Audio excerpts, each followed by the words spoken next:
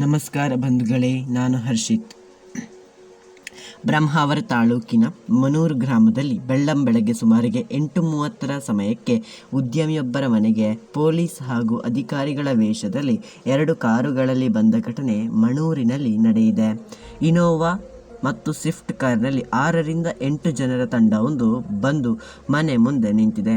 ಮನೆ gate open ಮಾಡಲು ಪ್ರಯತ್ನಿಸಿದರು. ಆದರೆ ಅದು ಉದ್ಯಮಿಯ ಮನೆಯಾದ್ದರಿಂದ ಹೈ ಸೆಕ್ಯೂರಿಟಿ ಗೇಟ್ ಅದಾಗಿತ್ತು. ಮನೆಯ ಸುತ್ತ ಇರುವ ಕಾಂಪೌಂಡನ್ನು ಹಾರಿ ಒಳಗೆ ಹೋಗುವುದು ಸಹ ಕಷ್ಟ. ಅವರು ಆಚೆ ಕಡೆ ಇದ್ದ ಚಿಕ್ಕ ಗೇಟ್ನಿಂದ ಜಂಪ್ ಮಾಡಿ ಕಾಂಪೌಂಡ್ ಒಳಗೆ ಬಂದಿದ್ದಾರೆ. ಈ ಮನೆಯೊಳಗೆ ಮನೆ ಮಾಲಕಿಯೊಬ್ಬರೇ ಇದ್ದರು.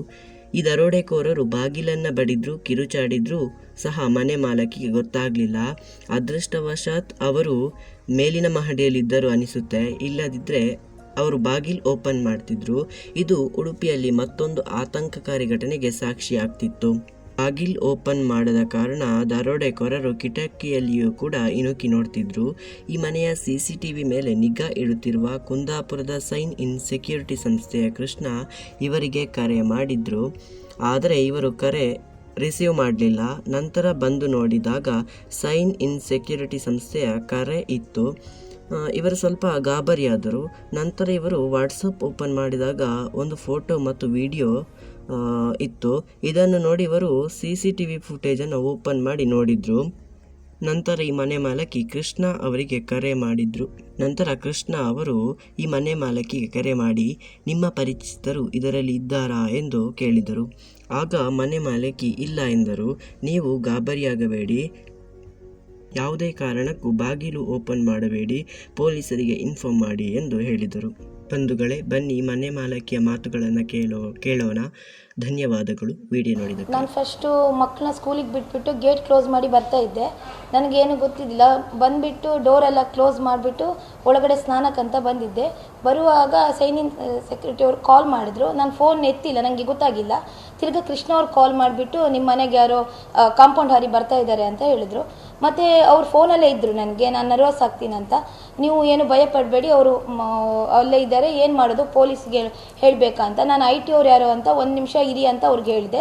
ತಿರ್ಗಾ ಅವ್ರು ಹೇಳಿದರು ಅವ್ರು ಹೋದರು ಅಂತ ಹೇಳಿದರು. ಮತ್ತು ಸ್ವಲ್ಪ ಹೊತ್ತಾದಮೇಲೆ ನನ್ನ ಹಸ್ಬೆಂಡಿಗೆ ಹೇಳ್ತೀನಿ ಅಂತ ಹೇಳಿಬಿಟ್ಟು ಹಸ್ಬೆಂಡಿಗೆ ಹೇಳಿಬಿಟ್ಟು ಪೊಲೀಸಿಗೆ ಇನ್ಫಾರ್ಮ್ ಮಾಡಿ.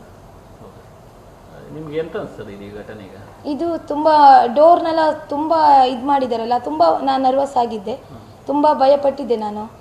ಅದು ಇವಾಗ ಏನಂತ ನನಗೆ ಇದು ಯಾರು ಏನಕ್ಕಂತಲೇ ಇದು ಮಾಡೋದು ನನಗೆ ತುಂಬ ಭಯ ಆಗ್ತಾ ಇದೆ. ಇವಾಗ ಯಾರು ಪರಿಚಯ ಇದ್ದಿಲ್ಲ ನಮಗೆ, ಯಾರು ಒಬ್ಬರು ಕೂಡ ಪರಿಚಯ ಇದ್ದಿಲ್ಲ.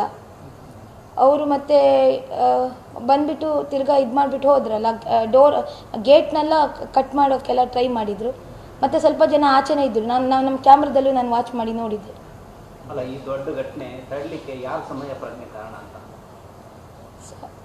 ಸಮಯ ಪ್ರಜ್ಞೆ ನಿಮಗೆ ಫೋನ್ ಮಾಡಿದ್ದಾರೆ ಅವರು ಕೃಷ್ಣ ಅವ್ರು ಕಾಲ್ ಮಾಡಿದ್ದಕ್ಕೆ ಅವ್ರು ಸ್ವಲ್ಪ ನನಗೆ ಧೈರ್ಯ ಹೇಳ್ತಾ ಇದ್ರು. ಕಾಲಲ್ಲೇ ಇದ್ದರು ಅವ್ರು. ನನಗೆ ಭಯ ಪಡಬೇಡಿ, ಅವಾಗ ನಾನು ನಮ್ಮ TVಯಲ್ಲಿ ನೋಡ್ತಾ ಇದ್ದೆ. ಇಲ್ಲ, ಒಬ್ರು ಮಾಸ್ಕ್ ಹಾಕೊಂಡಿದ್ರು. ಮತ್ತೆ ಒಬ್ರು ಕೈಲಿ ಬ್ಯಾಗ್ ಇತ್ತು, ಪೊಲೀಸ್ದು ವೇಷ ಹಾಕಿದವ್ರ ಹತ್ರ ಬ್ಯಾಗ್ ಇತ್ತು. ಮತ್ತೆ ಇನ್ನೊಬ್ರು ಗಡ್ಡ ಎಲ್ಲ ಬಿಟ್ಕೊಂಡು ಇದು ಮಾಡ್ಕೊಂಡಿದ್ರು. ಅವರೇ ಜೋರಾಗಿ ಬಾಗ್ಲೆಲ್ಲ ಬಡಿತಾ ಇದ್ರು. ನಾನು ಫುಲ್ ನರ್ವಸ್ ಆಗಿದೆ. ಮಾತ್ರ ಮನೆಯಲ್ಲಿ ಯಾರು ಇದ್ದಿಲ್ಲಲ್ಲ.